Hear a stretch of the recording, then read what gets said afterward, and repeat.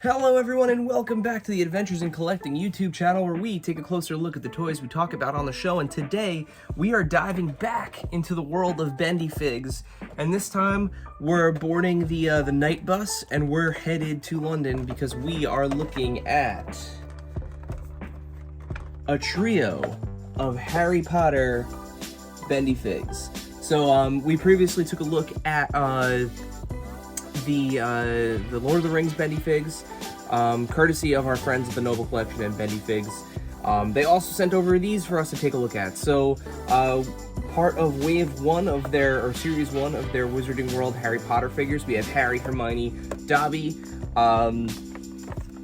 Much like the Lord of the Rings ones, they're packaged the same way, so you have the nice art on the side of the characters. Full window here so that you can see, the character as well as the accessory. And then, of course, on the back we have the cross-sell. So we have 3/4 of Wave Series 1 here, excuse me. We are just missing Dumbledore. So without further ado, let's wave our wands and let's take a closer look at the Harry Potter BendyFigs. Hello! Alright, so up first here we have Harry Potter himself. Again, these BendyFigs, they are 6-inch figures. They are not in scale with each other. They are all in the same scale. So, characters that are shorter or taller, it doesn't make a difference. These are all going to be 6-inch bendy figures. So much like the Lord of the Rings ones, in terms of accessories, first off, you get the, nice display here, the display base, which you can see fits Harry nicely. It's got that Wizarding World logo on it, and then it has the rest of the trademarks and stuff on the back.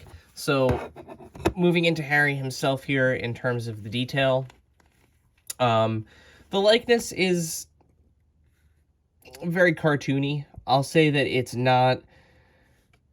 doesn't look like Daniel Radcliffe to me, even young Daniel Radcliffe. It looks more like the art from the books.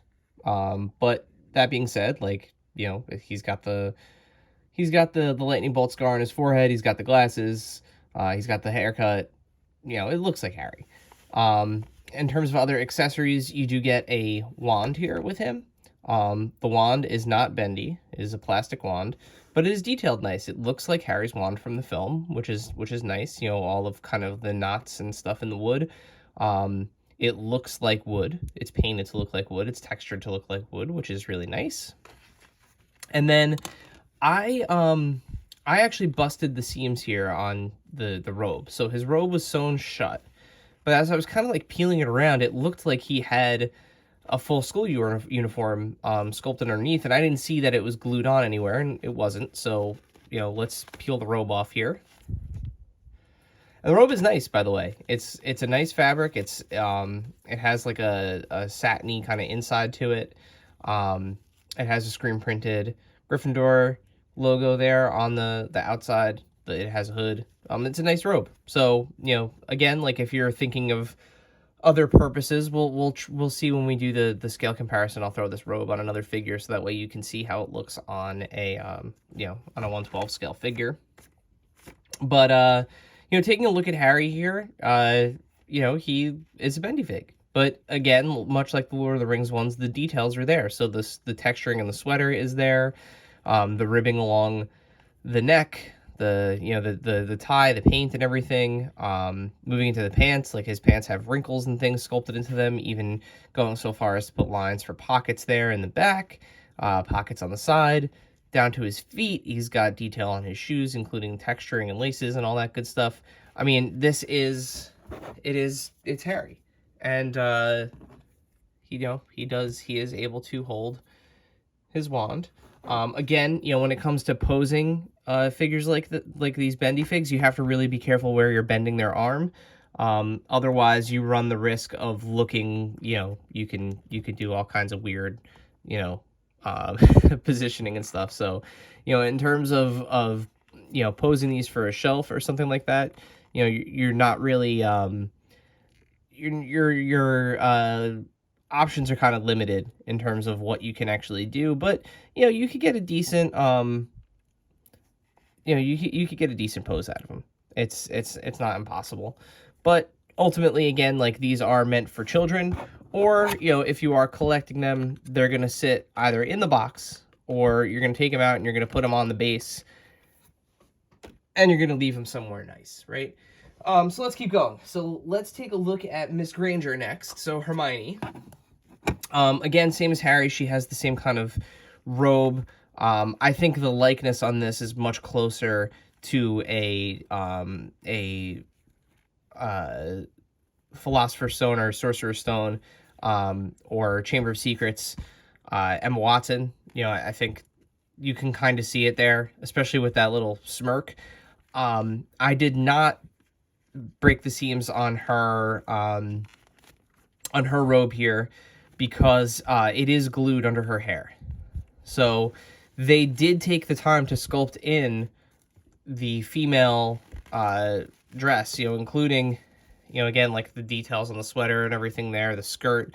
You know, they did give her the you know, the Mary Janes and everything. They did give her the you know, the full treatment under the robe. However, the robe is glued under the hair, and I don't want to run the risk of either making a weird gap underneath that hair, or you know, or worse, you know, ruining the robe. With her, you do also get the stand, same kind of stand that you get with Harry, and then you do get her wand. So her wand, it's not just a generic wand. It does have the kind of vines and leaves pattern that her wand in the film does have, and just like Harry, she is able to hold said wand. So let's take a look lastly here at Dobby, and then we'll do a couple of little comparisons. So Dobby, really simple, no accessories here with the house elf. What's nice is he is a little bit shorter than the two of them. It's still not in scale. He should be much shorter. But, you know, he is a little bit shorter. No soft goods on him. He does have his rags that he's wearing. And they're just made out of a soft plastic, so, you know, they will give and move a little bit as he moves. Again, you know, when it comes to posing, there's really not much that you can really do with these without looking unnatural. But the detail on him is great. I think this is the best of the three figures, if I'm being perfectly honest with you. They absolutely nailed how Dobby looks in the film. You know, both in profile and paint and detail and everything. I think much like the Gollum figure for the Lord of the Rings line, I think this line kind of excels in the more creature-based figures, where they don't have to nail a recognizable human likeness. I think this is where the line succeeds, but there's really nice paint touches in here. You can see the way that the paint is detailed in the rags, the little splashes of yellow in there to make it look textured and dirty. I think they did a nice job here with that. So here are the three of them next to each other. Again, as you can see, the detail across the three, it's recognizable that they are from the film that they're from. So I'm gonna take out let's take out Hermione for a second, just so that we could do some comparisons. Here is an example of them with one of the BendyFigs from Lord of the Rings. Here they are with Gandalf. You know, as you can see, here's Sauron with them, and Dobby is just far too large. Harry is far too large. This is like, it doesn't work this way. But they are great figures. They're great for, your display. The detail on them is nice. These are fun, if nothing else. And then lastly, here they are with somebody else from just another film figure that I had handy. Here they are with Jack Sparrow from Pirates of the Caribbean. Again, as you can see, the height is very, very much so off. But they are what they are. So let's flip it around and let's wrap this up. All right, so the Harry Potter BendyFigs. So as you can see, these are pretty straightforward, much like the Lord of the Rings ones were. They are BendyFigs. They're Flexums, they're Bendums, however you want to call them. The paint and detail on them, like we mentioned, they're fun. I mean, these are fun figures. It's very obvious which characters they are, who these are, you know, what they are. And, you know, for one, I think kids are going to absolutely love these. We know how well Bendy figures hold up, something that we mentioned in the review of our Lord of the Rings ones. I mean, you can have Bendy figures that last quite literally a lifetime. So yeah, you can get these right now on Amazon and at other major retailers. They retail around $15. They're $14.99 in most places. And Wave 1 is the 3 figures you just saw, as well as Gandalf. And BendyFigs also offers figures for Star Trek, the Lord of the Rings ones like we've mentioned. They have DC Comics and they have Universal Monsters as well, with more to come. They're always announcing new things. So definitely keep an eye out for these going forward. And yeah, these were your BendyFigs. So as always, make sure you hit that subscribe button down there so that way you don't miss videos like this of us taking a deeper dive into the toys we love. And while you're subscribing, hit that bell icon down there so that way you get notifications when we post new videos. While you're subscribing to things, make sure you follow us here at AIC_podcast on Instagram and Twitter, where we're constantly posting toy news, toy photography, and all the other fun things within the toy community. And then, of course, our weekly podcast, Adventures in Collecting. You can find us where all podcasts are found. Simply search for Adventures in Collecting or hit the link in the description below, which will take you to our website, and then you can see all of the fun things that we just mentioned.